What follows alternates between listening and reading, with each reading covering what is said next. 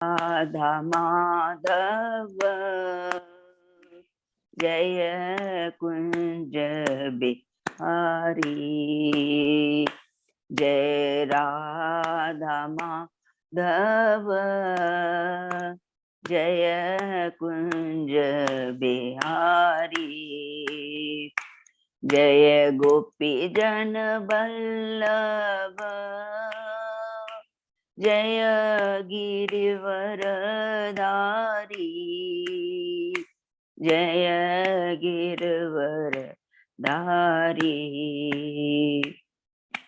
यशोदानंदन ब्रज जनरंजन, यशोदानंदन ब्रज जनरंजन, यमुना तीरा वनचारी, यमुना तीरा वनचारी, जय राधा माधव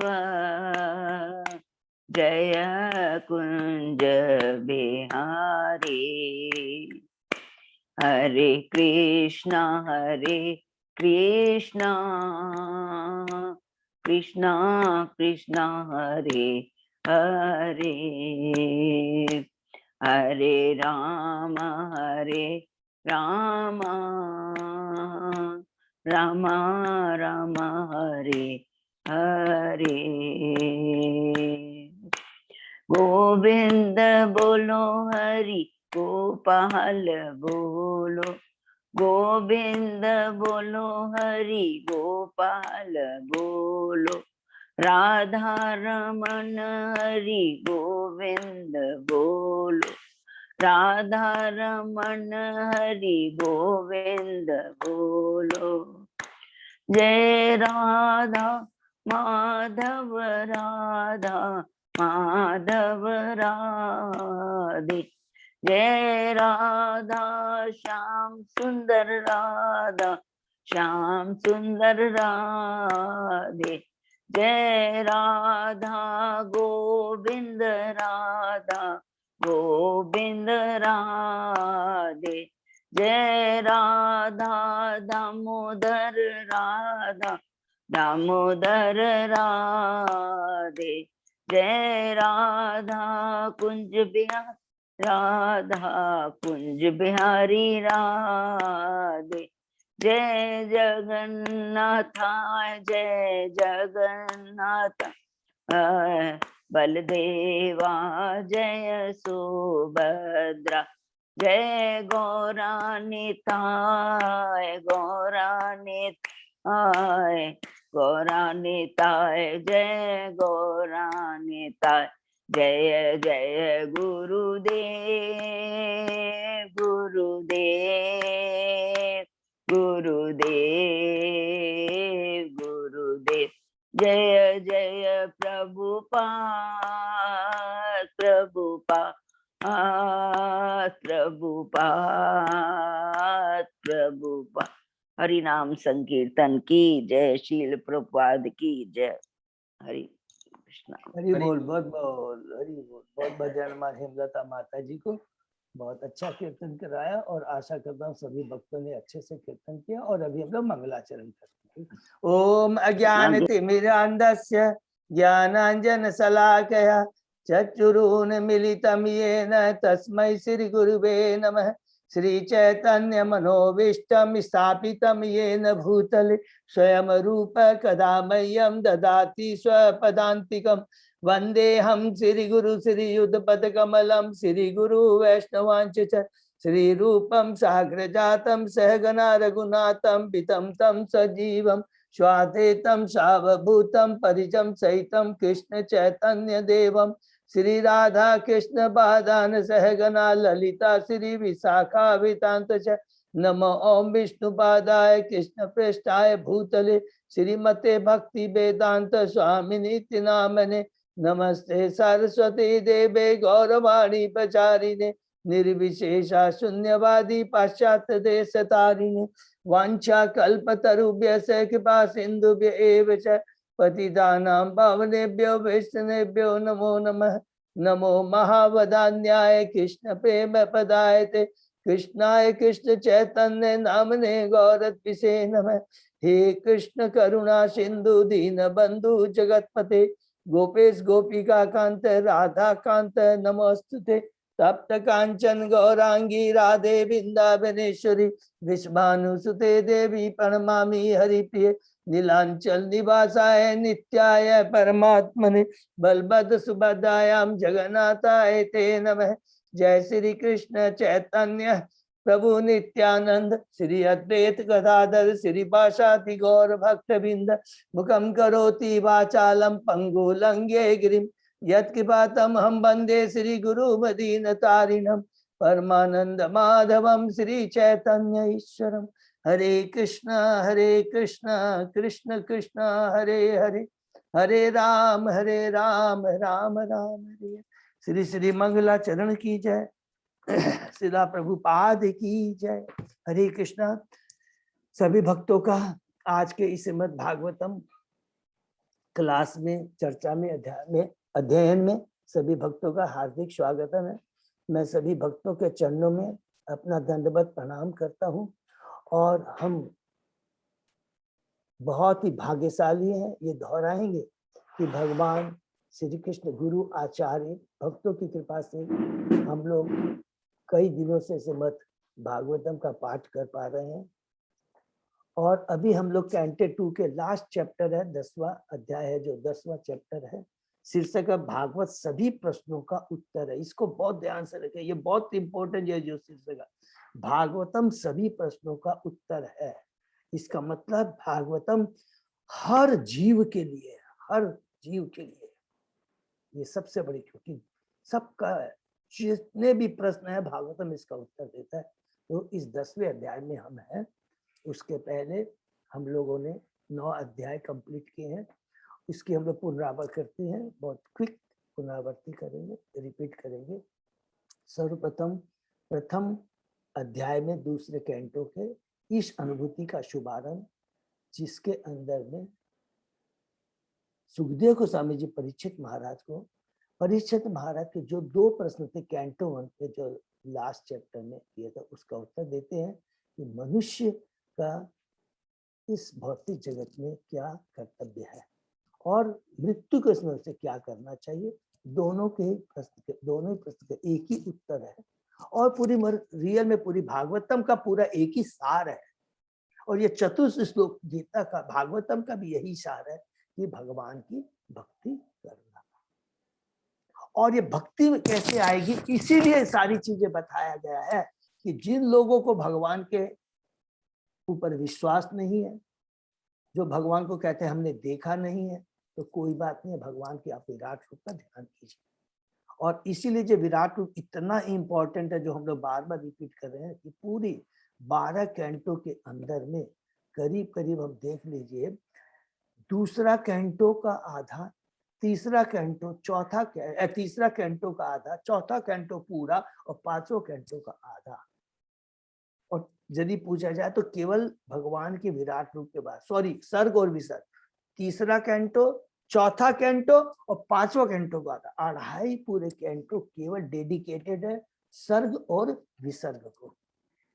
ये कितना महत्वपूर्ण है, पढ़ते पढ़ते हम समझ पाए। इसलिए पहले ही अध्याय में सुखदेव गोस्वामी जी कहते हैं उनके भगवान का विराट रूप का ध्यान करना चाहिए।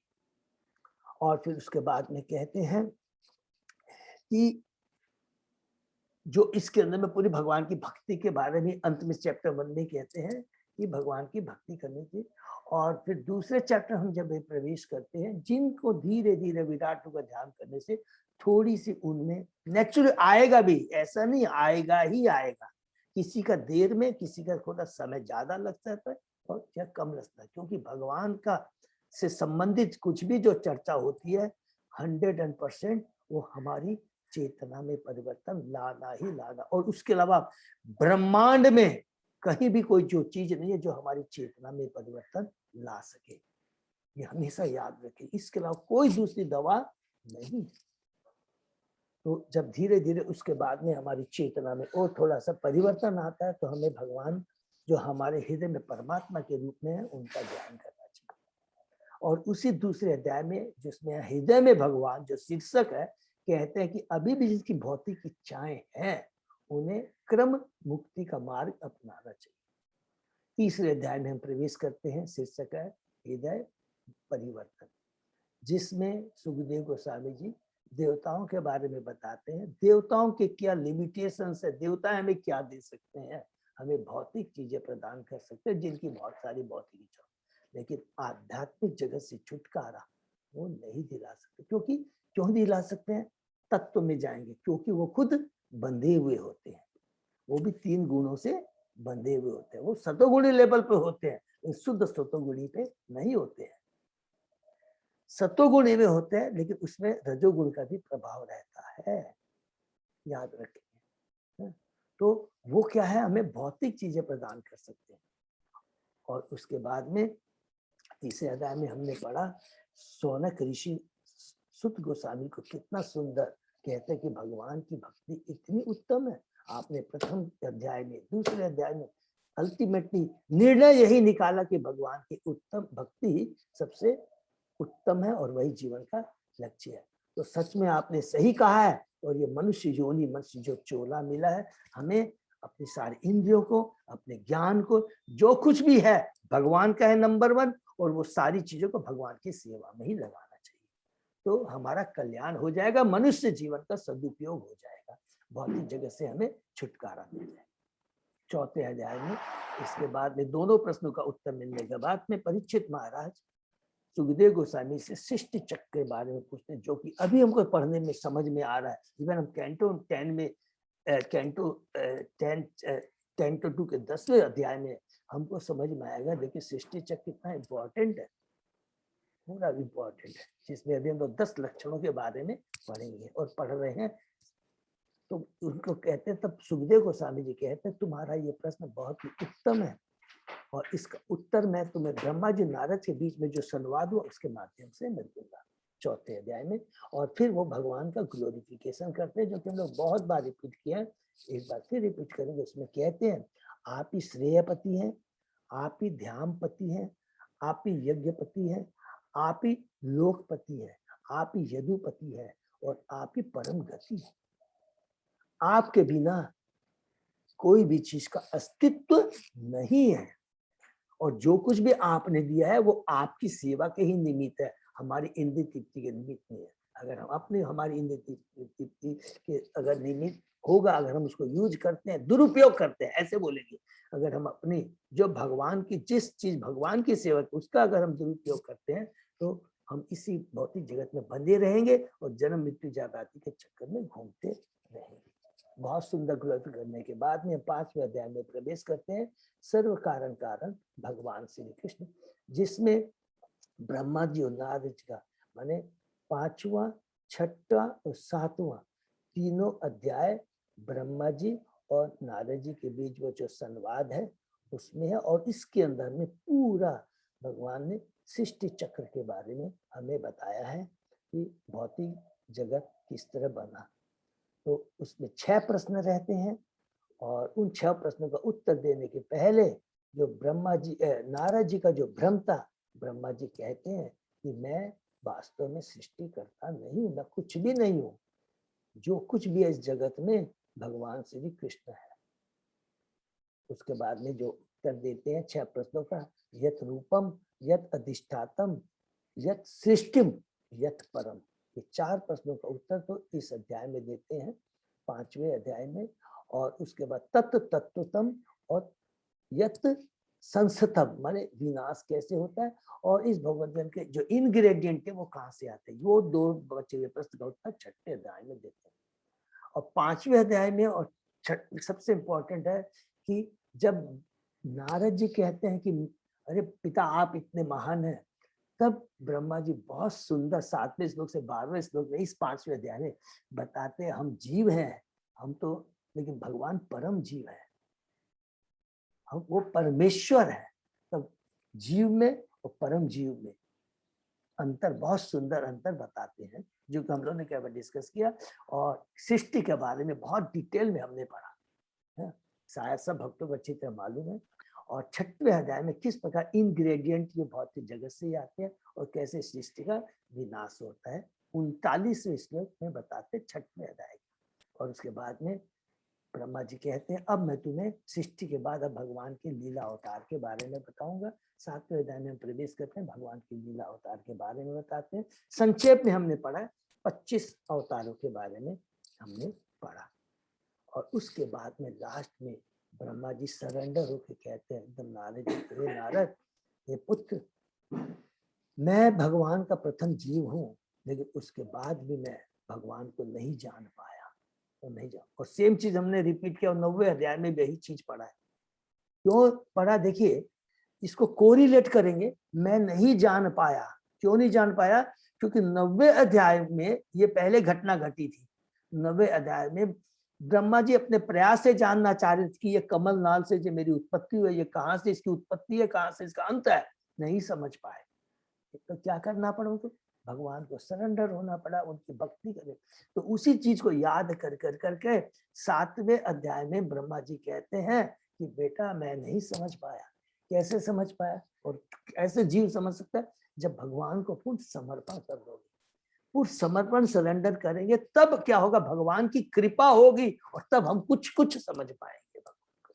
ये कहकर कहते हैं कि ये जो तुमको मैंने बताया है, ये यहाँ पर बताते हैं भगवान के कि मैंने तुमको ये जो चीज बताई, ये दूसरे लोगों में भी तुम प्रचार करो।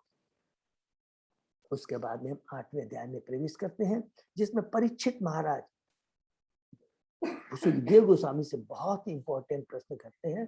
और वही प्रश्न जो कर रहे हैं उसका उत्तर हमको 5वें कैंटो तक मिलेगा।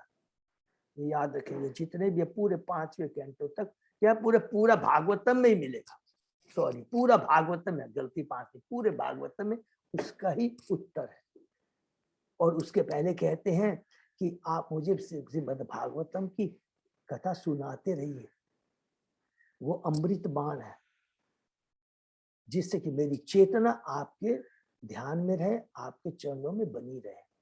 फिर प्रश्न करते हैं जीव और इसको क्यों भौतिक शरीर मिलता है, किस प्रकार वो 34 योनियों में 84 योनियों में घूमता रहता है, आपके शरीर के बारे में और जीव के शरीर में बताइए। अलग अलग लोकपालों के बारे में बताइए, जिसमें अलग अलग वो प्लेनेट है, उनके अलग अलग जो जीव रहते हैं उनके बारे में बताइए। फिर काल माने उनकी क्या क्या आयु होती है, अलग अलग मनुष्य की, देवता के बारे में बताइए, युगावतार के बारे में बताइए, साधारण धर्म के बारे में बताइए, आपद धर्म के बारे में बताइए। इस तरह कर करके और किस प्रकार आप सृष्टि करते हैं और बिना किसी आसक्ति को उसको तुरंत उसका विनाश भी कर देते हैं। इस तरह के प्रश्न करते हुए फिर लास्ट में सुखदेव गोस्वामी जी फिर यही कहते हैं कि जो कि भगवान और ब्रह्मा जी के बीच में ये जो डिस्कशन हुआ था, ये जो तत्व के बारे में, वो वहां से हमें उत्तर मिलेगा। उसके बाद में हम लोग 90वें अध्याय में प्रवेश करते हैं, जिसके अंदर में प्रथम कुछ प्रश्नों का उत्तर सुखदेव स्वामी जी खुद देते हैं और कुछ प्रश्नों का उत्तर ब्रह्मा जी और नारद के बीच में जो संवाद हुआ उसके बीच में, सॉरी, भगवान और ब्रह्मा जी के बीच में जो संवाद हुआ उसके माध्यम से हमें उत्तर मिलता है। और इसी के अंदर हमें चतुश्लोकी भागवतम के बारे में डिटेल में हमने पढ़ा। तो सर्वप्रथम प्रश्न कहते हैं कि जीव को ये भौतिक शरीर क्यों मिलता है, उसका उत्तर एक ही है और हमेशा उसको याद रखेंगे, जो कि हम भूल जाते हैं कि प्रथम चीज है कि भगवान के हम अंश हैं और अंश का जीवन स्वरूप कृष्ण नित्यदास, उसको भूल जाने के कारण इस भौतिक जगत में आते, अर्थात हमारे पास जो अल्प स्वतंत्रता है उसका हम दुरुपयोग करते हैं। अल्प दुरुपयोग का मतलब पापपूर्ण इच्छाएं जब हमारे मन में जागृत होती है तो उसके चलते ही ये सारा चीज होता है, ये भौतिक जगत का निर्माण होता है। और भगवान हमारी जो इच्छा है उसको पूरा करने के लिए ये भौतिक जगत का निर्माण करते हैं, हमको यहाँ पे भेजते हैं और हम अपने को क्या क्या है, मैं शरीर हूँ ये भावना रहती है, मैं भोगता हूँ, मेरी I am the controller, I am the doer, I am the doer, I am the controller, और मैं ही मालिक हूँ, स्वामी हूँ, प्रोप्राइटर हूँ मैं। ये जब भावना आती है तो ये 84 लाख योनियों में हमको घूमते रहना पड़ता है।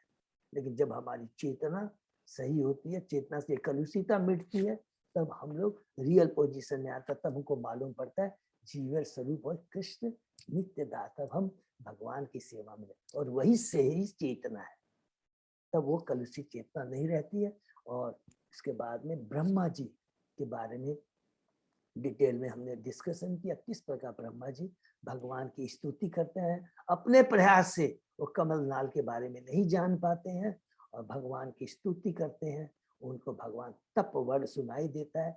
1000 वर्षों तक, दिव्य वर्षों तक वो स्तुति करने के बाद भगवान प्रकट होते हैं, बहुत खुश होते हैं, और भगवान विष्णु के रूप में आकर के अपने वैकुंठ धाम का उनको दर्शन कराते हैं। और धाम के बारे में उन्होंने, ब्रह्मा जी ने देखा कि किस प्रकार सारे, वहां पर कोई भी चीज अचल नहीं है, सब क्या है, क्या सचल है, माने वहां पर सजीव है, हर चीज किस प्रकार वो भगवान की सेवा में नियुक्त है। भगवान खुश होते हैं, ब्रह्मा जी से हाथ मिलाते हैं, और उसके बाद में ब्रह्मा जी को कहते हैं कि मैं तुमसे बहुत प्रसन्न हूँ। क्यों प्रसन्न हूँ? क्योंकि तुमने तपस्या की है, मेरी भक्ति की है। रियल तपस्या वही है, तपस्या माने भगवान की भक्ति ही परम तपस्या है। और भगवान कहते हैं यही मेरा आत्मा है और यही मेरा हृदय है, तुम प्रश्न पूछो। तब ब्रह्मा जी प्रश्न करते हैं, 26वें श्लोक से लेकर के 30वें श्लोक में प्रश्न करते हैं। कहते हैं, पहले तो कहते हैं आप तो परम नियंता है, जो परमात्मा रूप में हमारे प्रत्येक अणु में विराजमान रहते हैं। मुझे आपकी मैटेरियल फॉर्म के बारे में बताइए और स्पिरिचुअल फॉर्म के बारे में बताइए, पहला प्रश्न। दूसरा, आपकी शक्तियां के बारे में बताइए, 2। तीसरा, आप इन शक्तियों से किस प्रकार ट्रीट करते हैं, इसको किस प्रकार उनसे व्यवहार करते हैं, उसके बारे में।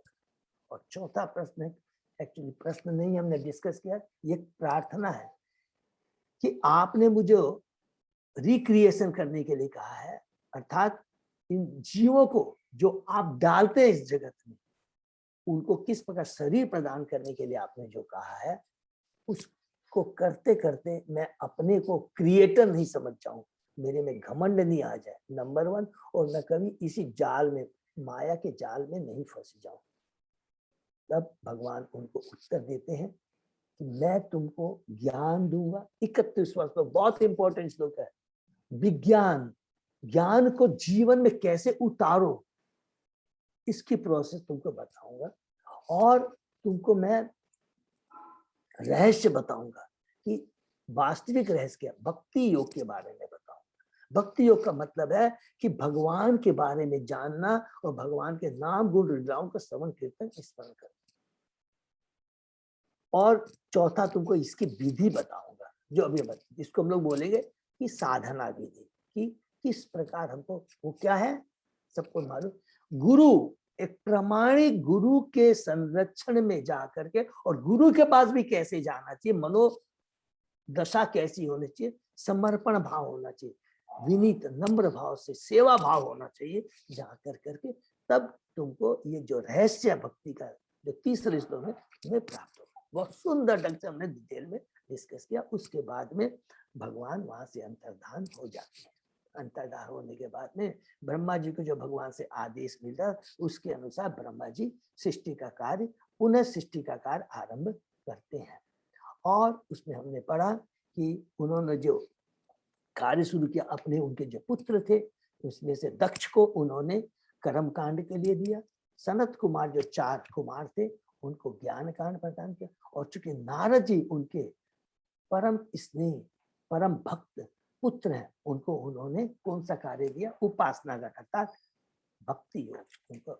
और इस प्रकार नारद जी ने ब्रह्मा जी से, अपने पिता से भक्ति के बारे में पूछा, और वही ज्ञान उन्होंने व्यास देव को प्रदान किया। इस प्रकार हम लोग 9वें अध्याय की समाप्ति करके 10वें अध्याय में प्रवेश करते हैं, जिसका शीर्षक ही है कि भगवान सभी प्रश्नों के उत्तर है। जिसमें याद है ना कि जब ब्रह्मा जी ने नारद जी को बताया था कि 10 लक्षणों के बारे में, हाँ, तो 10 लक्षण वो क्या है, कल हम लोगों ने डिटेल में डिस्कस किया। और प्रारंभ में हमने डिस्कस किया था कि जो 10 लक्षण जो पूरे भागवतम के हैं, और ये फास्ट में हम रिपीट करते हैं। सर्ग ओरिजिनल क्रिएशन, जो भगवान स्वयं करते हैं, और इसके बारे में हमने कहाँ पढ़ा है? अध्याय 5 में और 6 में हमने पढ़ा है। ओरिजिनल जो सर्ग है, और उसके बाद में विसर्ग। और ये जो सर्ग का जो पोर्शन है वो किसमें हमको मिलेगा? कैंटो 3 के फर्स्ट पार्ट के अंदर। और उसके बाद में विसर्ग जो ब्रह्मा जी करते हैं। और ब्रह्मा जी चूंकि कैसे करते हैं, पहले हमने पढ़ा है दक्ष, मनु, दक्ष, सनत कुमार। तो इन लोगों ने किस प्रकार, तो ऑटोमेटिकली क्या होगा कि मनु की पूरी परंपरा के बारे में हमको सुनने के लिए मिलेगा। जब हम अप टू कैंटो 5 तक जाएंगे ना, तो हमको ये सब मिलेगा पूरा कि ब्रह्मा जी ने क्या किया, सृष्टि की, और मनु, दक्ष, और उनके आगे उनके जो संस्थानें उत्पन्न हुई से उदाहरण के लिए बता दूं। प्रथम कौन से मनु? स्वयंभू मनु है। तो हमने, और सारी चीजें कैंटो में, प्रथम मनु स्वयंभू मनु है। स्वयंभू मनु के पास संतानें थी, हम लोगों ने पूरा पढ़ा है, सबको याद है ना? हाँ। तो उनके बारे में उत्तानपाद। हरे कृष्णा प्रभु। हाँ प्रभु। ऋषि लोग भी आएगा ना, वो जो 5? यस यस यस प्रभु, वो पूरा पूरा चीज आए। हाँ, तो उन्होंने 5 हुए, उत्तानपाद, प्रियव्रत, देहूति, आकृति, शकृति, उनकी 3 पुत्रियां हूँ। देहूति का फिर 10-3 में बहुत डिटेल में वर्णन है। अर्थात इसलिए विसर्ग बहुत इंपॉर्टेंट है जो ब्रह्मा जी ने किया है, उसके बारे में हम लोग पढ़ेंगे। वो किस, पहला दूसरा विसर्ग किस में पढ़ेंगे, फिर से रिपीट हम लोग करते हैं। कैंटो 3 का सेकंड पार्ट, पूरा कैंटो 4 और कैंटो 5 का हाफ पोर्शन। तीसरा है स्थानम, जो कि हम लोग कैंटो 5 का जो हाफ पोर्शन बच जाता है, अर्थात मोस्ट बोली 15 श्लोक से अंत तक, वो स्थानम कि अलग अलग प्लेनेटरी की क्या क्या पोजीशन है उसके बारे में, जोग्राफिकल, सिंपली उसको बोल जोग्राफिकल, पूरा वो हम लोग स्थानम कैंटो 5 के सेकंड पार्ट में पढ़े। चौथा हम लोगों ने पढ़ा पोषणम। पोषणम किस प्रकार भगवान प्रोटेक्ट करते हैं अपने भक्तों को, है? और ऐसा नहीं है भगवान खाली भक्त, भगवान सारे जीवों को कैसे प्रोटेक्ट करते हैं, ये कैंटो 6 में मिलेगा। कैंटो 7 में हमने पढ़ा है कि उति, इंक्लेशन, जीव का जो स्वभाव बनता है कर्म के अनुसार वो कैसे कार्य करते हैं, असुर और सुर दोनों के कार्यों के बारे। उति, उति का मतलब इंक्लेशन, इनके माने क्या उसकी जो कर्म स्वभाव लेकर के संस्कार के साथ वो कैसे कैसे कार्य करता है, उति। ये बहुत इंपॉर्टेंट है, क्योंकि हम लोग ने उदाहरण भी दिया था प्रहलाद महाराज का और हिरण्यकशिपु का, कि कैसी प्रवृत्ति रहती है जन्म के समय, जैसा वो बहुत इंपॉर्टेंट है। ये हमेशा याद रखें, क्योंकि मैं पर्सनली देखता हूँ कि किसने, इसीलिए प्रभुपाद में गर्भाधान संस्कार का इसीलिए प्रभुपाद ने इतना इम्पोर्टेंट दिया है। आज जितने भी हमारे यंग हैं, जब भी है, इन लोगों को ये बहुत ध्यान रखना है, इतना ज्यादा इम्पोर्टेंट है जिसको हम कहें। क्योंकि प्रभुपाद जी क्या कहते हैं, शास्त्र क्या बोलते हैं कि गृहस्थ जीवन का मतलब है इंद्रिय भोग नहीं, गृहस्थ जीवन का मतलब है कृष्णमय भक्तिमय संतान को उत्पन्न कर करके इस भौतिक जगत में भक्ति का प्रचार कर करके बद्ध जीवों का कल्याण करना। ये है वास्तविक गृहस्थ जीवन का कार्य, ये उद्देश्य। एक एक चीज के अंदर पूरा तत्व ज्ञान भरा हुआ है। तो ये उति हम पढ़ेंगे कैंटो 7 में। उसके बाद में मनवंतर, अलग अलग जो एक ब्रह्मा जी के एक दिन में जो 14 मनु आते, उनके बारे में मनवंतर अवतार है, उसके बारे में हम लोग पढ़ेंगे। बहुत सुंदर है कि मनवंतर कौन से मनु है, उनके पुत्र है, उसमें ब्रह्मा कौन से, इंद्र कौन से होते हैं, सप्तर्षि के बारे में, देवताओं के बारे में बहुत सुंदर से अलग अलग एक एक उनसे उस मनवंतर अवतार में जाने से हमको समझ में लाएगा कि ये जो ब्रह्मा इंद्र ये सब पोस्ट है, एक ऐसा नहीं कि पार्टिकुलर आदमी, एक एक कौन से क्या क्वालिफिकेशन पूरा करने के बाद किसको क्या पोस्ट मिलता है, ये सब पोस्ट है। जब हम मनवंतर अवतार पढ़ेंगे तो डिटेल में बहुत अच्छे से समझ में आएगा। उसके बाद में हमने पढ़ा था ईशानु कथा, जो कैंटो 9 में भगवान की और भगवान के भक्तों की अलग अलग लीलाओं के बारे में, उसके बारे में। प्रभु हरे कृष्ण प्रभु, हाँ प्रभु। इसमें तत्व विज्ञान कैसे आएगा प्रभु? नौ स्कंद में है प्रभु, 9 स्कंद में वो जो है ना 9 स्कंद में भगवत तत्व विज्ञान आएगा ना इसमें, ईशानु कथा जो है। ईशानु कथा में प्रभु भगवान और भगवान के भक्त के लीलाओं के बारे में। अच्छा, हाँ सॉरी, लीलाओं के बारे, अगर मैं तत्व बोल रहा हूँ तो भगवान की लीलाओं के बारे में प्रभु है, भगवान और भगवान के भक्तों की लीलाओं के बारे में हम लोग सुन, past time of devotees and Bhagwan. ठीक है, ये कैंटो 9। 10वां है निरोध, डिस्ट्रक्शन, ये आएगा कैंटो 12 के अंदर में। 4 तरह का जो होता है, प्रलय होती है, हमने डिस्कस किया था। ठीक है ना, तो सबको क्लियर है ना?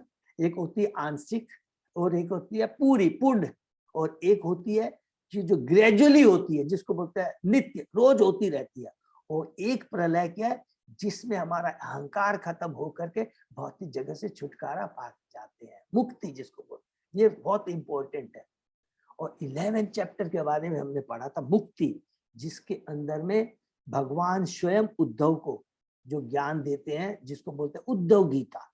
और दूसरा नेमी महाराज को नव यज्ञेंद्र जो ऋषभ के पुत्र थे, वो किस प्रकार उन्हें ज्ञान, बहुत ही पावरफुल है 11 चैप्टर में, आप देखेंगे। और एक चीज मैंने देखा, आप देखेंगे थ्रू आउट भागवतम में, गीता में, जब भी कोई भी एनोलॉजी है जो रेफरेंस दिया जाता है, तो कैंटो 11 से दिया गया, बहुत ज्यादा, मैक्सिमम देखेंगे कैंटो 11 से रेफरेंस दिया गया। क्यों? कि उसके अंदर स्वयं भगवान ने उद्धव को ज्ञान दिया। स्वयं नव योगेंद्र थे महान, जो कि क्या बन गए थे, ब्रह्मचारी, क्या बोलते हैं, ब्रह्मचारी, जिन्होंने कितना सुंदर नेमी महाराज को एक एक शब्द का इतना पावरफुल उसमें वर्णन है, बहुत डिटेल में दिया। और लास्ट में बचता है कि आश्रय, this is the shelter of, जितने भी हम लोगों ने पढ़े हैं उनका आश्रय है। ये 9 जो हम लोगों ने जो सब्जेक्ट है उन सब का आश्रय है कैंटो 10, जिसमें सबसे ज्यादा तो समझे 90 है, समझे इसमें 90 चैप्टर है। ठीक है ना, 90 चैप्टर है कैंटो 10 के अंदर, उसके बारे में हमने पढ़ा। और हमने ये पढ़ा कि हर कैंटो के अंदर में ये 10 सब्जेक्ट के बारे में वर्णन, लेकिन एक एक पार्टिकुलर कैंटो में एक एक सब्जेक्ट को डिटेल में बताया गया है, जैसा कि जी गोस्वामी कहते हैं। ठीक है ना, और तो वही हम लोगों ने चैप्टर 1 में भी पढ़ा है। उसके आगे हम लोग कैंटो 10 का चैप्टर 10 का श्लोक नंबर 2 से शायद स्टार्ट करें, राइट? एक ही श्लोक हुआ था ना? हाँ प्रभु जी, एक ही हुआ। तो उससे आज आगे पढ़ते। तो अभी तक मेरे को समझ में आता कि हम लोगों ने पूरा अच्छे से रिवीज कर दिया, क्योंकि ये चैप्टर 10 में पहुंचने के बाद में पूरा हमको पूरी एकदम पूरी चीज, और कैंटो 1 का भी हम लोगों ने जो डिस्कस किया है ना, हम लोग प्रयत्न करेंगे ऐसे जिस प्रकार कैंटो 2 का करें तो रिवाइज कर सकते हैं 10 मिनट के अंदर। ठीक है, तो हम लोग स्टार्ट करते हैं। ओम नमो भगवते वासुदेवाय, ओम नमो भगवते वासुदेव, ओम नमो भगवते वासुदेवाय। नारायण नमस्कृत्य नरं चैव नरोत्तमं, देवी सरस्वती व्यासं ततो जयं उदीरयेत्। नष्टप्रायेषु अभद्रेषु नित्यं भागवत सेवया, भगवती उत्तम श्लोके भक्ति भवति नैष्ठिकी। आराधयो भगवान ब्रजेश तनय, ततधाम वृंदावनम, रमया काचित् उपासना व्रजवधू वर्गेण कल्पिता। श्रीमद्भागवतम प्रमाणम अमलम प्रेमापुमर्थो महान्, श्री चैतन्य महाप्रभो मतम इदम तत् आदरो न परत्। हरे कृष्ण कृष्ण कृष्ण हरे हरे, हरे राम राम राम हरे हरे। श्लोक नंबर 2 अध्याय 10 भागवत सभी प्रश्नों का उत्तर है। 10 विशुद्धि अर्थम नवाम इह लक्षणम वर्णयन्ति महात्मना श्रुतेन अर्थेन च अंजसा। इनमें से जो 10वां आश्रय तत्व है, उसकी दिव्यता को अन्यों से पृथक करने के लिए उन सब का वर्णन कवि वैदिक साक्ष्य से, कभी प्रत्यक्ष व्याख्या से और कभी महापुरुष द्वारा दी गई संचित व्याख्याओं से किया जाता है। 10वां बहुत इंपॉर्टेंट, इसी के बारे में 10वां आश्रित तत्व के बारे में कुछ श्लोक बताएंगे आगे में। हाँ, अभी भूत मात्रा इंद्रिय धीयाम जन्म सर्ग उदाहित ब्रह्मण गुण वैस्मयात विसर्ग पौरुष स्मृत।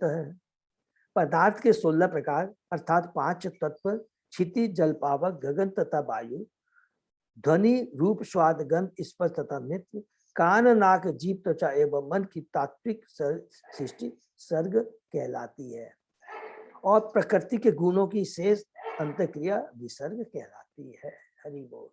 जो हम लोगों ने 5वें और 6वें अध्याय के अंदर, 5वें अध्याय के अंदर करके विशेष करके हम लोगों ने सर के बारे में डिटेल में पढ़ा था और मुझे पूरा विश्वास है हम लोगों को कि सब भक्तों को अच्छे से ये चीज क्लियर हो गया होगा। याद है ना? और बाद में हम लोग इसका फिर से एक बार कैंटो जब 3 में शुरू करेंगे, ये तो कुछ भी नहीं है, कैंटो 3 में रियल पूरा डिटेल में इसका वर्णन आएगा। ठीक है, तो सर्ग का मतलब सबको समझ गया। एक ओरिजिनली जो चीज की दरकार होती है उसको लेकर के ब्रह्मा जी विसर्ग चीज और उत्पत्ति करते हैं। एग्जाम्पल को देकर के हाइड्रोजन और ऑक्सीजन से पानी बनता है, तो जो साइंटिस्ट है हाइड्रोजन और ऑक्सीजन को मिला के पानी बनाता है। वो पानी तो बना देता है, लेकिन पानी बनाने के लिए हाइड्रोजन और ऑक्सीजन किससे आती है? भगवान से आती है। हाइड्रोजन को और ऑक्सीजन को कोई नहीं बना, ये हमेशा याद रखें। ठीक है, श्रीमद् भागवत के 10 विभागों के लक्षणों की व्याख्या के लगातार 7 श्लोक आए हैं। इनमें से प्रथम प्रस्तुत श्लोक जो 16 तत्वों यथा पृथ्वी जल इत्यादि के साथ बुद्धि तथा मन के प्राकट्य को बताता है। परवर्ती सृष्टि आदि पुरुष एवं गोविंद के अवतार महाविष्णु की उपयुक्त 16 शक्तियों के कार्यों का फल है। महाविष्णु माने कारुण्य इच्छाई विष्णु का प्रतिफल है, जो कि हम लोगों ने बहुत डिटेल में पढ़ा था। ठीक है ना? तो आगे फिर डिस्कस करेंगे। जैसे प्रधान है, महतत्व है, महतत्व से अहंकार है, महतत्व सत्वगुण में रहता है, अहंकार तमोगुण में रहता है। फिर उस अहंकार से जब उस सत्वगुण में आता है, रजोगुण में आता है, तत्वगुण में आता है, तो किस प्रकार ये 23 एलिमेंट आते हैं? ये महाविष्णु से आते हैं, अर्थात कारुण्य इच्छाई विष्णु से आते हैं। इसको और हम लोग डिटेल में बार बार ये वर्णन, क्योंकि ये बहुत इंपॉर्टेंट है और मुझे पूरा विश्वास है सब भक्तों को अच्छे से समझ में आ गई। इसलिए यहाँ पर लिखा है कि महाविष्णु के उपयुक्त 16 शक्तियों के कार्यों का ये फल है, जो कि कारणोदशा विष्णु।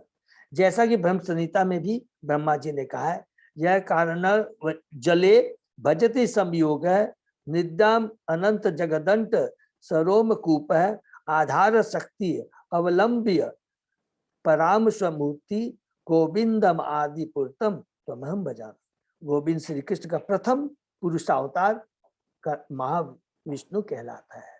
देखिए इसको भी अंडरलाइन कर लेंगे, याद एक एक चीज को। गोविंद कृष्ण का प्रथम विष्णु अवतार महाविष्णु कहलाता है, अर्थात ये सब क्या है? भगवान कृष्ण के ही अवतार है। किसके अवतार है ये? महाविष्णु जो सेकंड, जो वो क्या है ना, प्रथम चतुर्व्यूह और सेकंड चतुर्व्यूह का जो महासंकर्षण है, उनसे महाविष्णु का एक्सपांशन होता है। ये योग निद्रा में रहते हैं और उनके दिव्य शरीर से प्रत्येक रोम छिद्र से असंख्य ब्रह्मांड स्थित रहते हैं। असंख्य ब्रह्मांड उनके रोम से निकलते हैं। जैसा कि पिछले रूप में कहा गया, भगवान की विशिष्ट शक्तियों के प्राकट से ही श्रुतेन अर्थात वैदिक निर्देश से यह सृष्टि संभव है। बिना वैदिक निर्देश के यह सृष्टि प्रकृति की उपज प्रतीत आता लगता कि यह प्रकृति से आई, लेकिन आई है भगवान से। ऐसा निष्कर्ष अल्प ज्ञान के कारण ही निकलता है। इसीलिए कहते हैं कि जिन लोगों को भगवान के बारे में विश्वास है, इसीलिए सुखदेव गोस्वामी जी ने पहले क्या कहा था कि तुम लोग विराट रूप का ध्यान करो, और ये विराट रूप कैसे आए, विराट जगत कैसे आया, इसी के बारे में पहले सुखदेव गोस्वामी जी हमें डिटेल में बता रहे हैं। वैदिक निर्देश से स्पष्ट है कि समस्त शक्तियों अंतरंग बहिरंग तटस्था के मूल तो भगवान श्री कृष्ण श्री भगवान ही है, और जैसा पहले बताया गया है, यह तो ब्रह्मपूर्ण निष्कर्ष है कि यह सृष्टि जड़ प्रकृति द्वारा बनी है। वैदिक निष्कर्ष दिव्य प्रकाश है, जबकि अवैदिक निष्कर्ष भौतिक अंधकार है। हरि बोल। परमेश्वर की अंतरंगा शक्ति तथा परमेश्वर एक है और बहिरंगा शक्ति अंतरंगा शक्ति के संपर्क में ही प्रकाशित होती है। अंतरंगा शक्ति के अंशों की बहिरंगा शक्ति से जो क्रिया होती है वह तटस्थ स्थिति अथवा जीवात्मा कहलाती है। जीव क्या भगवान की तटस्थ शक्ति है। क्यों तटस्थ शक्ति क्यों बोला है? उसके ऊपर जो अल्प स्वतंत्रता है उसके द्वारा वो चाहे तो बहिरंगा शक्ति को अपना सकता है या अंतरंगा शक्ति को अपना सकता है। ये अल्प स्वतंत्रता जीव को भगवान ने दी है, जिसमें भगवान कभी भी हस्तक्षेप नहीं करते। इस प्रकार आदि सृष्टि तो प्रत्यक्ष श्री भगवान या परम ब्रह्म से होती है। आदि सृष्टि ओरिजिनल, और गौण सृष्टि जो मूल अवयव की प्रतियोगिताओं का फल है। एक एक चीज गौण सृष्टि कैसे होती है? जो मूल अवयव जो कि महाविष्णु से आते हैं उनकी प्रतिकाओं का फल है। माने असेंबलिंग, इसको बोलते हैं असेंबलिंग करते हैं। जो मूल ओरिजिनल जो तत्व उसको असेंबलिंग करके ब्रह्मा जी गौण सृष्टि या सेकेंडरी सृष्टि करते हैं, ब्रह्मा द्वारा रची जाती। इस तरह समस्त ब्रह्मांड के कार्य संपन्न होते हैं। और इसी को सर्ग, और इसी को सर्ग का मतलब ओरिजिनल सृष्टि और विसर्ग का मतलब है गौण सृष्टि या सेकेंडरी सृष्टि। नेक्स्ट, स्थिति वैकुंठ विजय है, पोषणम तत् अनुग्रह, मनवंतराणी सतधर्म, उत्तय कर्म वासना। जीवात्मा के लिए उचित तो यही है कि वह भगवान के नियमों को माने और भगवान के संरक्षण में पूर्ण मानसिक शांति प्राप्त करे। सभी मनु तथा उनके नियम जीवन को सही दिशा प्रदान करने के लिए है। देखिए सभी मनु, मनु कौन है? ब्रह्मा जी के पुत्र। कार्य करने की प्रेरणा ही सकाम कर्म की आकांक्षा है। यह संसार सृजित होता है, कुछ काल तक तात्पर्य पढ़ रहे हैं, कुछ काल तक स्थित रहता है और भगवान की इच्छा से पुनः विनष्ट हो जाता है। सृष्टि के अवयव तथा उपसृष्टा ब्रह्मा की उत्पत्ति भगवान विष्णु द्वारा अपने प्रथम तथा द्वितीय अवतारों में की जाती है। प्रथम पुरुष अवतार महाविष्णु है और दूसरे पुरुष अवतार गर्भोत्कचाई विष्णु है, जिनसे ब्रह्मा उत्पन्न हुए, जो कि हम लोग ने 5वें अध्याय ऑफ कैंटो 2 में पढ़ लिया है। तृतीय पुरुष अवतार क्षीरोदचाई विष्णु है, जो ब्रह्मांड की प्रत्येक वस्तु में परमात्मा स्वरूप स्थित रहते। एक एक चीज को रिपीट करेंगे, जो कि प्रत्येक ब्रह्मांड की प्रत्येक वस्तु में परमात्मा स्वरूप स्थित रहते हैं। अर्थात भगवान से सारी चीजें निकल रही हैं, देखिए, और फिर भगवान पुनः परमात्मा के रूप में एक एक अणु में स्थित हो जाते हैं। तो जो कैंटो 9वें अध्याय का जो तीसरा श्लोक है, रहस्य, कि भगवान क्या है? बाहर भी है सब चीज के और अंदर भी है। ठीक है ना? यहाँ पर रिपीट कर, और ब्रह्मा द्वारा रची गई सृष्टि का पालन करते हैं। और देखिए, अर्थात ये पालन कर परमात्मा के रूप में प्रत्येक अणु में रहते हैं और इस सृष्टि का भी पालन करते हैं। ब्रह्मा के अनेक पुत्रों में से शिव भी एक है, जिनका कार्य इस सृष्टि का संहार है। ब्रह्मा सृष्टि करते हैं, विष्णु पालन करते हैं और शिव संहार करते हैं। अतः ब्रह्मांड के मूल सृष्टा तो विष्णु है और वे अपने हेतु की कृपा से उत्पन्न जीवों के पालक भी हैं। इस प्रकार समस्त बद्ध जीवों को भगवान की विजय स्वीकार करनी चाहिए और उनके शुद्ध भक्त बनकर इस कष्ट में तथा संकट में संसार में शांति पूर्वक रहना चाहिए। ये स्पेशली उन लोगों के लिए है जो कि अभी भक्ति में बिगिनिंग में है, जिनमें पूर्ण भक्त में नहीं आए हैं। ठीक है ना? तो उनको ये चीज अगर समझ में आएगी कि भगवान इतने महान है, तो भगवान की, तब वो भगवान को स्वीकार करेंगे और फिर भगवान की भक्ति में लगेंगे। इस संसार को अपनी इंद्रिय तुष्टि के लिए उपयुक्त समझने और इस प्रकार विष्णु के बहिरंगा शक्ति द्वारा मोहग्रस्त होने के कारण बद्ध जीव को सृष्टि तथा विनाश के प्राकृतिक नियमों को फिर से भोगना पड़ता है।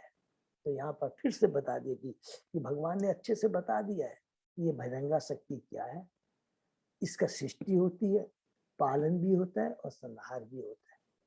तो यहाँ पर वही लोग रहते हैं जो भगवान की बहिरंगा शक्ति से, माया अंधकार से प्रभावित होकर, प्रतिबिंब से प्रभावित होकर कर करके इस भौतिक जगत को भोगना चाहते हैं।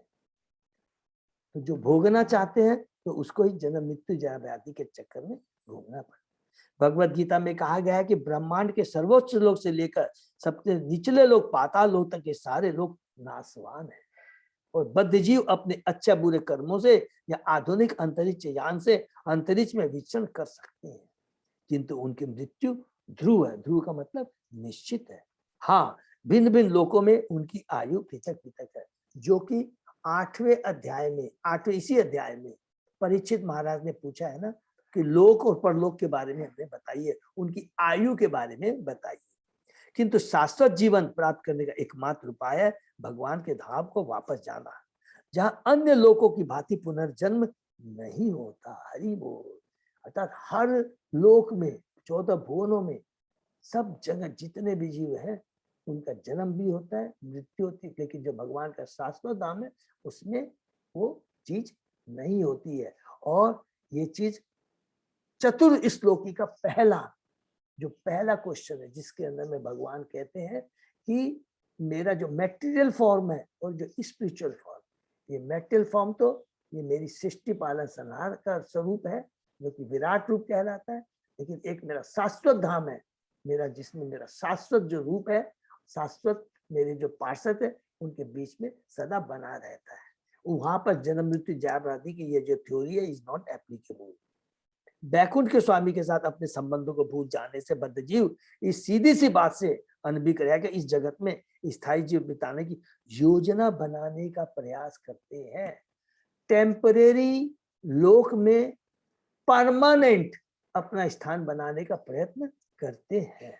बहिरंग शक्ति से मोहित होने के कारण वे विभिन्न प्रकार के आर्थिक तथा धार्मिक विकास कार्यों में व्यस्त हो जाते हैं, जो कि उपदेशामृत में बहुत कड़े रूप में रूप गोस्वामी ने इसकी भर्त्सना किया। प्रभुपाद जी ने बताते बहुत बताया, ये मनुष्य जीवन अपने भौतिक सुविधाओं को बनाने के लिए, उसमें आविष्कार करने के लिए नहीं बना है। जितनी भगवान हमको भौतिक आवश्यकताएं हैं, स्वयं भगवान ने अच्छे से एक एक चीटी से लेकर के ब्रह्मा तक के लिए हर अरेंजमेंट किया है। ईशोपनिषद ये हमको बताएगा।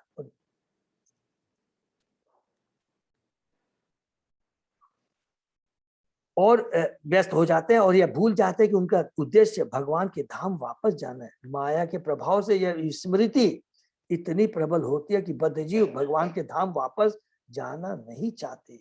माया कितनी प्रबल है, जो कि विस्मृति करा देती है।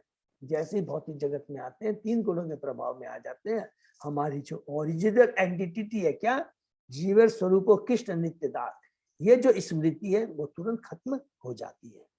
इंद्र सुख के कारण वे बार बार जन्म मरण के चक्र में फंसते रहते हैं और मनुष्य जीवन को बिगाड़ लेते हैं। हरि बोल। देखिए, मनुष्य जीवन को बिगाड़ लेते हैं। प्रभुपाद जी कितनी स्ट्रॉन्ग बात है। जिसमें ही भगवान के धाम को वापस जाने की अवसर प्राप्त होता है, वही मनुष्य जीवन जिसके माध्यम से ही हम केवल भगवान के धाम जाते हैं, उसी को हम लोग बिगाड़ लेते हैं 3 गुणों के प्रभाव में आकर। विभिन्न युगों तथा कल्पों में मनु ने जो आदेशात्मक शास्त्र बनाए वे सधर्म कहलाते। वे मनुष्य के लिए सदमार्ग दिखाने वाले हैं। अतः मनुष्य को चाहिए कि वे अपने हित में तथा सफल अंत काल के लिए इन शास्त्रों का उपयोग करें। मनु, जितने भी शास्त्र बने हैं, मनु के उपदेश हैं, जो ब्रह्मा जी हैं, स्वयं मनु, सबके संदेश एकमात्र यही है कि किस प्रकार हम अपने मनुष्य रूप का सदुपयोग कर सके। सृष्टि मिथ्या नहीं है, किंतु क्षणिक है। ये भौतिक जगत मिथ्या नहीं है जैसा कि मायावादी लोग कहते हैं, बल्कि क्या अनित्य है। और बद्ध जीवों को भगवान के धाम वापस जाने के लिए अवसर प्रदान करने के लिए भगवान के पास जाने की इच्छा तथा उस दिशा में किए गए कार्यों से ही कर्म का सन्मार्ग बनता है। कुमार्ग की जगह सन्मार्ग बनता है।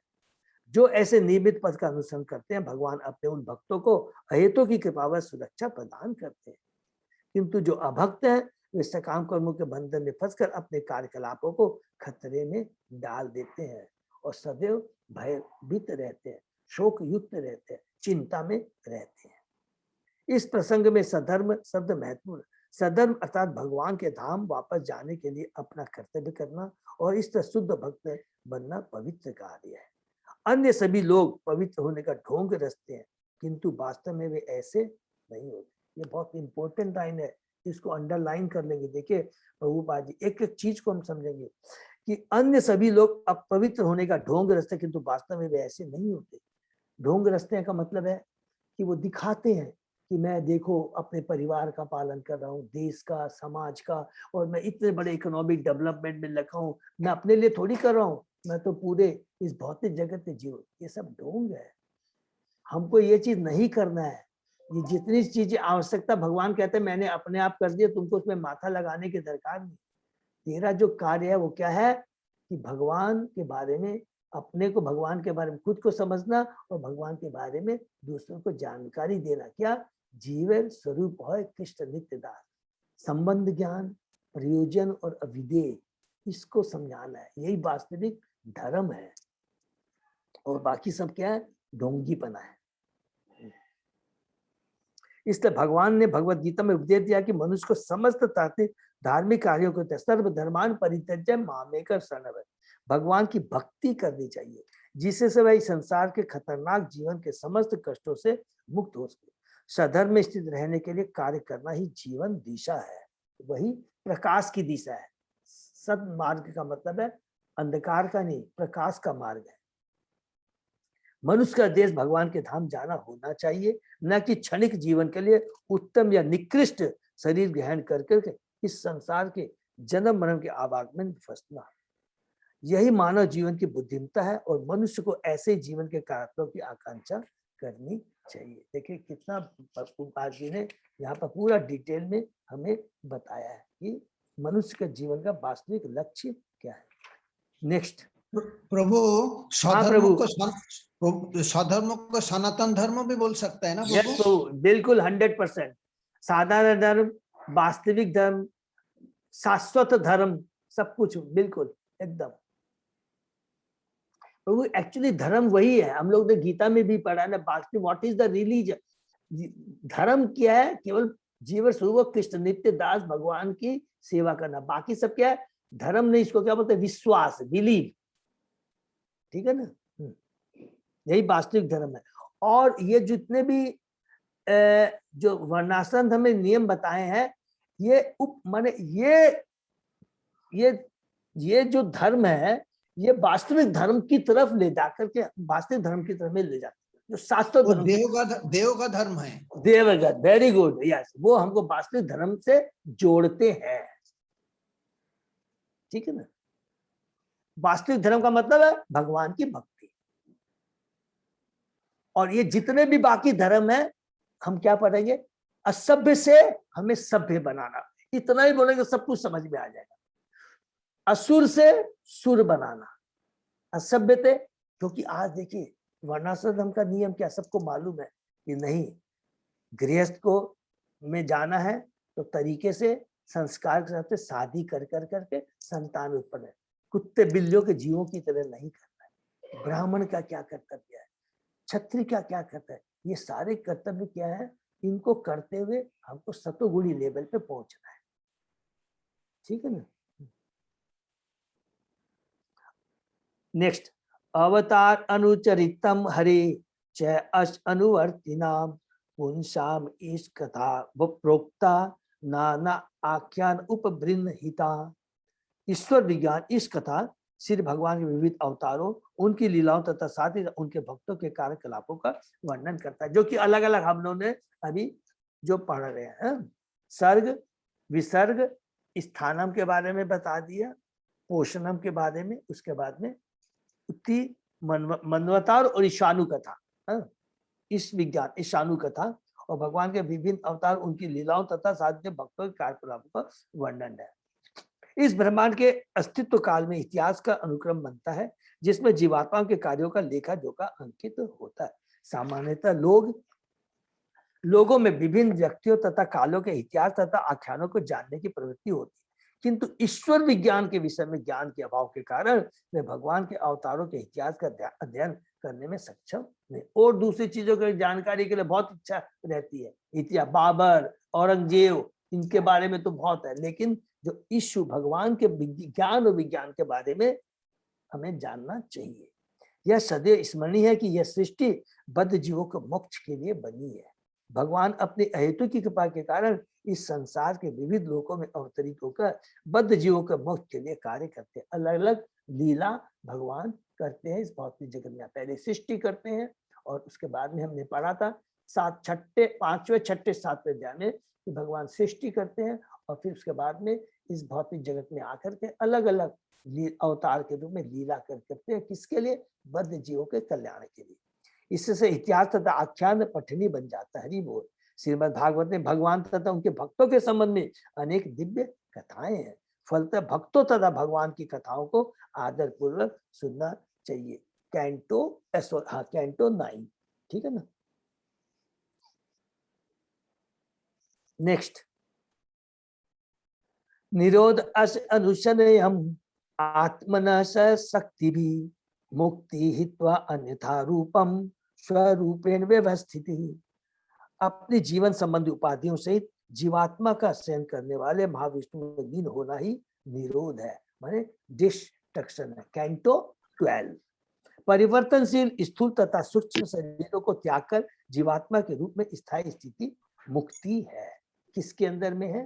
कैंटो 11 के अंदर में मुक्ति। निरोध कैंटो 12, मुक्ति कैंटो 11, ठीक है ना। जैसा कि हम कई बार कह चुके हैं कि जीवात्मा 2 प्रकार की होती है, उनमें से अधिकांश नित्य मुक्त और कुछ नित्य बद्ध होती हैं। नित्य बद्ध जीव प्रकृति के ऊपर स्वामित्व प्राप्त करने की मानसिकता का विकास हो सकता है, अतः उन्हें 2 प्रकार की सुविधाएं प्रदान करने के लिए भौतिक विश्व का प्राकट्य होता है। पहली सुविधा के अनुसार बद्ध जीव स्वेच्छा से विश्व पर अधिकार जमा सकता है और दूसरी सुविधा के अनुसार वह भगवान के धाम को जा सकता है। हरि बोल। अतः माने उसको जो सुविधाएं प्रदान है, नित्य बद्ध हम जैसे बद्ध हैं वो क्या करते हैं, जो सुविधाएं हैं उसका क्या है, वो उसका सदुपयोग भी कर सकते हैं और दुरुपयोग भी कर सकते हैं। अतः विश्व के लय होने पर अधिकांश बद्ध जीव योग निद्रा में लेटे हुए भगवान महाविष्णु में लीन हो जाते हैं। अर्थात ये प्रलय माने जब ब्रह्मा जी के 100 साल पूरे हो जाते हैं तभी जाके महाविष्णु में वो समाते हैं, याद रखेंगे। और अल्प आंशिक जो प्रलय होती है, जब ब्रह्मा जी का 1 दिन खत्म होता है, उसको आंशिक, उसमें वो गर्भोदक्षाय विष्णु में जाकर के समाते हैं। ये हम लोग को कृष्णनाथ कवि कार्तिकनाथ कृष्णदास प्रभु ने भी बताया था, जिससे वे अगली सृष्टि में पुनः। किंतु कुछ बद्ध जीव वैदिक साहित्य की दिव्य ध्वनि का अनुसरण करते हुए भगवान के धाम को वापस जाने में समर्थ होते हैं। हरि बोल। और अपने बद्ध स्थूल तथा सूक्ष्म भौतिक शरीर को त्याग कर आध्यात्मिक तथा आदि शरीर प्राप्त करते हैं। शाश्वत शरीर, आध्यात्मिक मीन्स दिव्य शरीर प्राप्त करते हैं। ईश्वर से अपने संबंधों को भूलने से जीवात्मा को भौतिक बद्ध शरीर प्राप्त होते हैं और विश्व के प्रकट होने पर बद्ध जीवों को शास्त्रों की सहायता से, जिन्हें भगवान ने अपने विभिन्न अवतारों के समय कृपा व संग्रह किया, अपनी मूल स्थिति को पुनर्जीवित करने का अवसर प्रदान किया जाता है। हरि बोल। ऐसे दिव्य साहित्य के श्रवण या पठन से बद्ध अवस्था में होते हुए भी जीव को मुक्त होने में सहायता मिलती है। शास्त्र किसके माध्यम से? गुरु आचार्यों के माध्यम। समस्त वैदिक साहित्य का उद्देश्य श्री भगवान की भक्ति करना है। इसको फिर से अंडरलाइन कर लेंगे। देखिए, ये बोलेंगे प्रभु आप बार बार, बिल्कुल, क्योंकि कंफ्यूजन नहीं होना। जितना भी व्यासदेव जी ने, जितने भी पुराण उपनिषद, जितने भी महाभारत, सच पूछा जाए तो प्लीज इसका उद्देश्य है केवल भगवान की भक्ति करना, जानना है। लेकिन क्या होता है कि बद्ध जीव इतना स्वार्थी होता है, जहां देखा अच्छा अपनी अच्छी पत्नी प्राप्त करने के लिए क्या करना चाहिए, ओ ये यज्ञ करना चाहिए, इस देवता की, सब कुछ भूल जाते कि उद्देश्य क्या, बस उसी में पूरा जीवन बिता देते हैं। अच्छा धन प्राप्त करने के लिए इसका करना चाहिए, अच्छा शक्ति प्राप्त करने के लिए दुर्गा की, उसी में पूरा जीवन बिता देते हैं और उसी को अपना इष्ट देव मान देते हैं। इसलिए कभी कभी पूछते हैं ना, आपके इष्ट देव कौन है? मेरे तो दुर्गा जी है, मेरी तो काली है, यही है, समझे ना। और जैसे इस पद पर कोई स्थित हो जाता है, उसे तुरंत बद्ध जीवन से छुटकारा मिल जाता है। भौतिक स्थूलता सूक्ष्म रूपों का कारण मात्र बद्ध जीव की अज्ञानता है, और जो ही वह भगवान की भक्ति में स्थित हो जाता है, वह बद्ध अवस्था से मुक्ति पाने का अधिकारी बन जाता है। इसको भी अंडरलाइन कर लेंगे। जैसे ही भक्ति में स्थिर हो जाता है, मतलब क्या हुआ, जैसे हम भक्ति कर रहे हैं तो हमारा भौतिक गोलोक धाम जाना 100% निश्चित हो जाता है। यही सेम चीज हम पढ़ेंगे कैंटो 10 में, जब ब्रह्मा जी 14वें अध्याय में ब्रह्मा जी की जो स्तुति है ना, तते अनुकंपा सुमिक्ष मानो, बहुत ही सुंदर श्लोक है। उसमें ये ब्रह्मा जी कहते हैं कि जीवन में जो भी कष्ट है हमारे प्रारब्ध के कारण है, हम किसी को दोष नहीं दे सकते। और इस ज्ञान को, इस चेतनों को धारण कर करके इस भौतिक जगत में हम अपना कर्तव्य करते रहते हैं, अर्थात भगवान की भक्ति करते रहते हैं, तो वो भगवान के धाम जाने का अधिकारी बन जाता है। जिस प्रकार एक पिता का पुत्र पिता के जाने के बाद उसकी संपत्ति का अधिकारी बन जाता है, उसी प्रकार हम भगवान की भक्ति करके भगवान के धाम जाने के उत्तराधिकारी बन जाते हैं। इसमें कोई रोक नहीं सकता। इवन स्वयं भगवान भी उसमें कुछ हस्तक्षेप नहीं करते हैं। भक्ति में ये शक्ति है। यह भक्ति परमेश्वर के लिए दिव्य आकर्षण होती है, क्योंकि परमेश्वर समस्त भाव रसों के स्रोत है। प्रत्येक प्राणी किसी न किसी भाव के आनंद का इच्छुक होता है, किंतु वह समस्त आकर्षण के परम स्रोत को नहीं जानता। रसो वैसा रसम हेवाय लब्ध्वानंदी भवति। वैदिक स्रोत समस्त आनंद के परम स्रोत की सूचना करते हैं। समस्त आनंद का अजर स्रोत भगवान श्री कृष्ण है। और जो भाग्यशाली मनुष्य श्रीमद् भागवत जैसे दिव्य ग्रंथों के द्वारा इस संदेश को प्राप्त करने में समर्थ है, वह सदा के लिए मुक्त होकर वैकुंठ में अपना उचित स्थान ग्रहण करता है। हरि बोल। तो वो यहीं पर विराम दे दें। हाँ प्रभु जी। हरि बोल। तो ये देखिए, एक एक जितने भी यहाँ पर 10 लक्षण के बारे में बता रहे प्रभुपाद जी, एक एक चीज का पूरा पूरा बताते जाते हैं।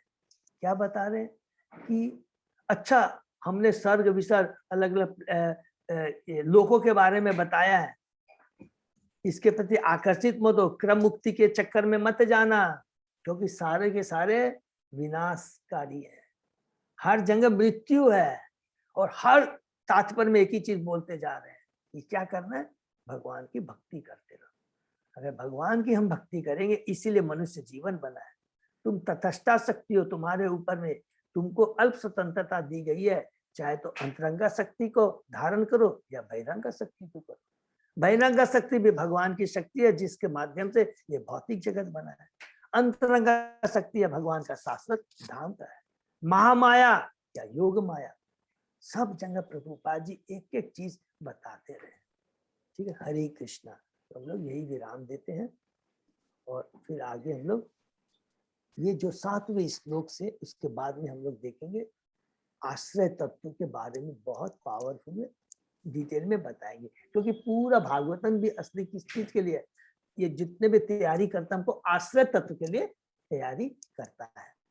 और अभी हमको समझ में भी आ गया हो गया कि बाकी जो तो तत्व का कारण क्या है, सबको अच्छे से समझ। अगर भी कोई भी हमसे प्रश्न करते, वो उन बद्ध जीवों के लिए है जिनको भगवान और भगवान की भक्ति के ऊपर विश्वास नहीं है। और इसीलिए भगवान ने ये सृष्टि की है।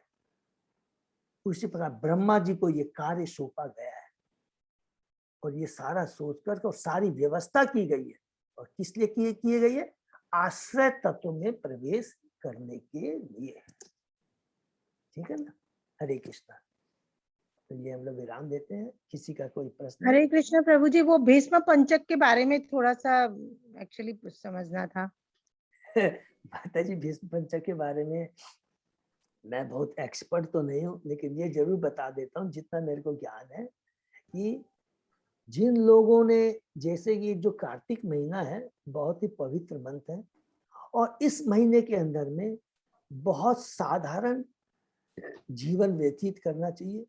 कोई भी, माने जिसको बोलते हैं ना, अच्छा खाना, अच्छा घूमना, माने इस तरह के एकदम, इससे एकदम, अर्थात एक तरह से संक्षेप में बोलूं, जिस समय एकादशी का मतलब क्या होता है? उपवास। उपवास माने वास का मतलब उप माने नजदीक और वास माने भगवान के नजदीक।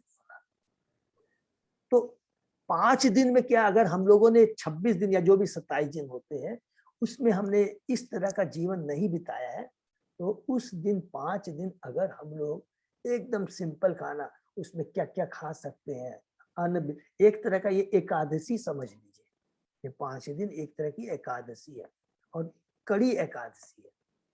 अगर इसको हम करते हैं तो पूरे 1 महीने का जो फल है, जो कार्तिक महीने का हमें मिल जाता है, पूरे चतुर्मास का फल मिल जाता है, बल्कि एक दिन चतुर्मास का फल मिल जाता है। ठीक है मीनू माता जी।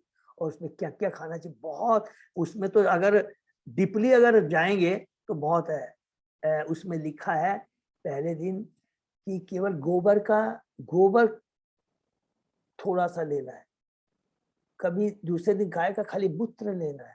तो वैसा तो हम लोग नहीं कर सकते, नहीं कर हुआ, तो इसलिए एकादशी का पालन बहुत स्ट्रिक्टली करना है। फल फूल और ऐसा नहीं है कि देखिए उसमें भी बहुत समझदारी, फ्रैंकली बता दे कि ऐसा नहीं कि अरे आप उसमें फल फूल तो लिखा हुआ तो जम के खा लो। एकादशी भी जैसे करते, देखिए मैं आई एम सॉरी, जैसे मेरे में योग्यता नहीं है और मैं भी उतना नहीं कर, लेकिन उसमें भी लिखा है कि एकादशी का भी जब पालन करना, तो इसका मतलब ये नहीं है कि सबसे ज्यादा कॉस्टली दिन एकादशी का ही हो। फलियार जम के करना है, जम के खीर, ये संदेश मक्खन ये सब खा रहे, हम अन्न तो नहीं खा रहे, बाकी ये सब खा रहे। उसके लिए भी बड़ी चेतना बहुत हमको उच्च कोटि की रखता है कि एकदम सिंपल खाना, सेम चीज ये 5 दिनों में करना है। और बहुत लोग तो मायापुर जा करके, बहुत लोग तो वृंदावन जा करके इसका पालन करते हैं। ठीक है ना मीनू माता जी। और हाँ इसमें प्रभु जी। बहुत एकदम माने अगर ये 5 दिन जो आ रहे हैं, अगर कोई इसका पालन कर लेता है, माने मैक्सिमम जप 16 माला से भी ज्यादा यदि जितना कर सकते हैं। और इसके लिए सबसे इम्पोर्टेंट जो हम लोग ने बिगिनिंग में डिस्कस किया था, क्या, अब भक्तों का संग नहीं होना चाहिए। हरे कृष्णा प्रभु जी। हाँ प्रभु। हाँ प्रभु, इसमें 5 दिन में भगवान को अलग अलग दिन अलग अलग फूल चढ़ाते हैं ना, वो हाँ डिटेल प्रभु, का मैसेज मिल जाता वो हम अब वो आपको एकदम हमारी एक्सपर्ट है श्री संगीता राधा देवी दासी माता जी से आप बात है। कर अच्छा, लीजिए, वो हाँ, बहुत एक्सपर्ट है। वो ही हम लोग को भी याद दिलाती है हर कार्तिक में। वो खाने हाँ। का क्या क्या खाना है और क्या क्या ये सब चीज का थोड़ा मैसेज मिल जाएगा ना, तो सभी भक्तों के लिए अच्छा वो रहेगा। वो मेरी ख्याल से है, आप श्री संगीता राधे देवी माता जी और इंदू से बात कर लेंगे, इंदू माता वो बता देंगे। जहाँ तक मेरे को हाँ। पता है बीज वाले फल नहीं खाते हैं। आप हरि वो अलग अलग कौन कौन से अलग अलग फूल चढ़ाते हैं, वो सब मीनू माता जी आप आज 10 मिनट आपको ये पूरा पता लग जाएगा। ठीक है, यू गेट इट। अजय प्रभु जी वो मैसेज तो आ जाता है हरदम, अभी आ जाएगा शायद, संगीता माता जी डाल देंगी। हाँ, संगीता माता भी डाल देंगे, अजय प्रभु भी डाल देंगे और इंदू भी। ठीक है ना, हाँ, कौन अलग कौन अलग दिन कौन कौन सा फूल चढ़ेगा। हाँ वो सब एक डाल दिन देंगे। बेलपत्र भी चढ़ता है, कमल का फूल है, सफेद फूल है। तो श्री संगीता राधा देवी माता जी से प्रार्थना करूंगा कि वो माता जी डाल देंगे। इसमें डालना है, जय जगन्नाथ ग्रुप में है, उसमें डालना हाँ, है, जगन्नाथ में उसमें डालने से भी डाल देंगे तो सबको मिल जाएगा। हरि बोल। आज गोपाष्टमी भी है प्रभु जी, आज गोपाष्टमी है, हरि उसके लिए भी बोल, हरि बोल, हरि बोल। वीरेंद्र प्रभु की जय। आज गोपाष्टमी भी है, तो गोपाष्टमी सबको जानते हैं ना, बहुत ही पवित्र दिन है, जिसके दिन भगवान श्री कृष्ण अभी तो बछड़ों को चराते थे, और आज के दिन भगवान का प्रमोशन हुआ था। भगवान बछड़ों की जगह भगवान को बहुत रिक्वेस्ट कर गाय चराने का उनको परमिशन मिलता है। हरि बोल, बहुत बहुत धन्यवाद, बहुत अच्छा दिन है, तो इसका भी हमें पालन करना है। हरि बोल। हरे कृष्ण प्रभु जी, दंडवत अरे प्रणाम। दंडवत प्रणाम। के लिए और किसी का कोई प्रश्न? हाँ, अनाउंसमेंट है, सॉरी, देखिए कल और परसों चूंकि क्लास नहीं है, और मेरी सब भक्तों से रिक्वेस्ट है कि परसों का जो दिन है, प्लीज मेरी रिक्वेस्ट है कि हम लोग चेष्टा कर ज्यादा से ज्यादा भक्त अपने रिलेटिव के संग में आए। और आज जैसे कि जिन लोगों ने नहीं दिया, मोटा मोटी यदि एग्जैक्ट नंबर भी नहीं है तो मेरे को जरूर दे दे, जिससे कि कल मैं फाइनल प्रसादम का डिटेल दे सकूं। ठीक है, कि इतने लोग आएंगे, देखिए 10-5 लोग का कम बेसी कोई फर्क नहीं पड़े, लेकिन लंबा नहीं होना चाहिए। प्रसाद क्या न वेस्ट जाना चाहिए और न कम पड़ना चाहिए। ठीक है, और अलग अलग जैसे बहुत सारी सेवाएं हैं, तो मैं सतीश गुप्ता प्रभु से तो वो लोग मेरे को थोड़ा सा करो, वो कहते हैं प्रभु आपको कुछ नहीं करना है, सारा अरेंजमेंट किया है, सब तो व्यवस्था है, जितने भी माने जो रिक्वायरमेंट है, क्या कि जैसे कि गार्लैंड सेवा है, डेकोरेशन का काम है, विग्रह का काम है, फोटो लेके आना है, तिलक लगाना है, और जैसे कि प्रसादम सेवा करनी है, रंगोली बनानी है, जितने भी अलग है, तो इंग्रेडिएंट्स तो सारे हैं।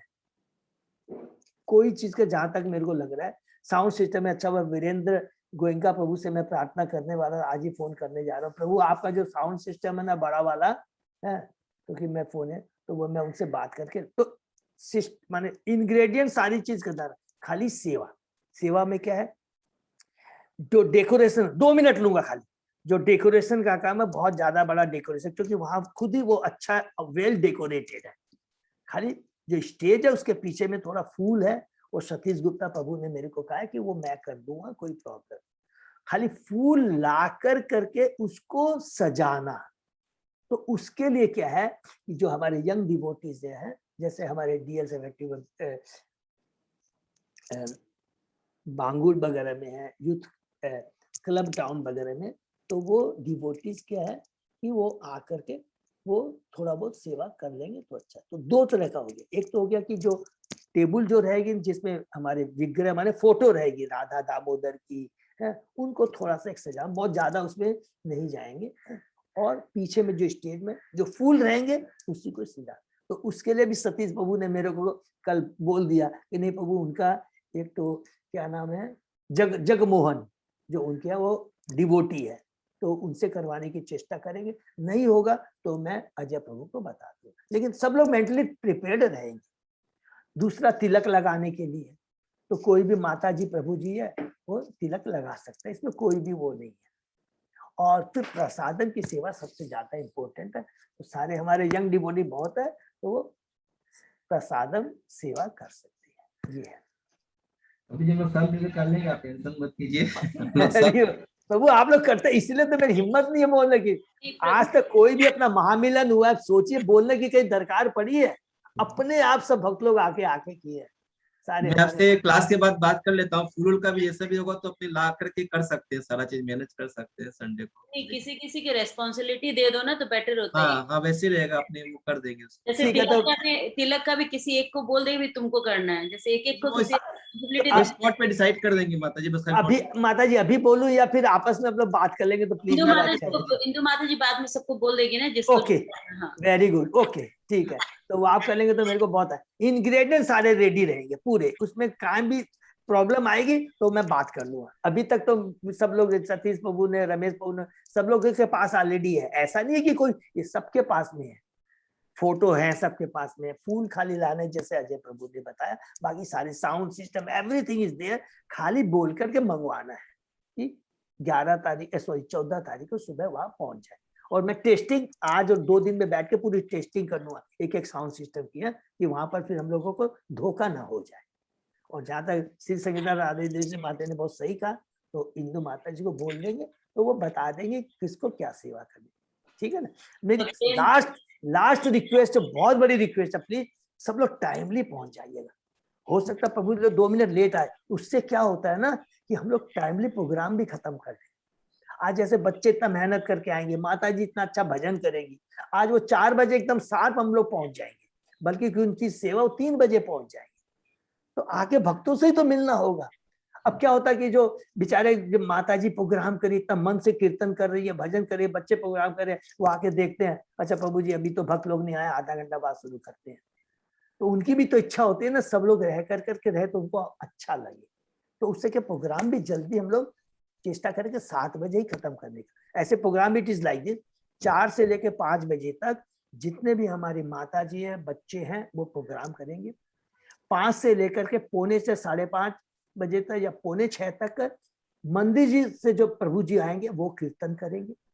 5:45 से लेकर करके 6:30 बजे तक प्रभु जी कथा करेंगे, और उसके बाद में 6:30 से 6:15 तक या 6:30 से लेकर 15 मिनट में अष्टकम होगा और दीप जो ऑफरिंग होगा, और उसके बाद प्रसादम शुरू हो जाएगा। 5 मिनट डांसिंग कीर्तन होगा, उसके बाद प्रसाद। हम चेष्टा करेंगे कि हम लोग 7:15 7:15 तक सब काम हो जाए, बल्कि और जल्दी हो जाए। ये प्रभु जी 3 बजे हॉल मिल जाएगा ना हम लोग को? माता जी हॉल अपने को 11 बजे मिल जाएगा। हरी बोल। हाँ, मैं इसीलिए तो बोल रहा हूँ। हाँ, उसमें डेकोरेशन बिल्कुल। जो करना है। रंगोली, हाँ माता जी रंगोली के लिए मेरे को बताया इन्होंने। अपने को 2 बजे टारगेट रखना पड़ेगा, माता जी अपने पहुंच जाएंगे तो क्या है कि कुछ भी अगर कमी अच्छा रहे, यस बिल्कुल बिल्कुल अजय प्रभु, तो माता की अच्छा जितनी रहेगा। नहीं तो हम लोग आपस में बैठ के जब कर लेंगे, कीर्तन कर लेंगे, अगर सब रेडी हो गया तो कितना आनंद आएगा, कितने दिन बाद हम लोग एक फिजिकल प्रोग्राम कर रहे हैं, ठीक है ना। हाँ। तो दो चीज मेरी लैंड में, टाइमली पहुंचना और अपना काउंट जरूर दे दे। यदि बढ़ भी जाता तो शर्म नहीं करना है, कोई प्रॉब्लम नहीं है, जितने भी हो जाए काउंट है तो वो जरूर दे। हरे कृष्ण, हरे कृष्ण, धन्यवाद प्रणाम। तो यही हम लोग विराम देते हैं। हरि बोल। हरे कृष्णा प्रभु जी हरे कृष्णा, धन्यवाद प्रणाम। हरि बोल। कृष्णा प्रभु जी हरे कृष्णा, धन्यवाद प्रणाम माता जी। हरे कृष्ण प्रभु, दंडवत प्रणाम। धन्यवाद।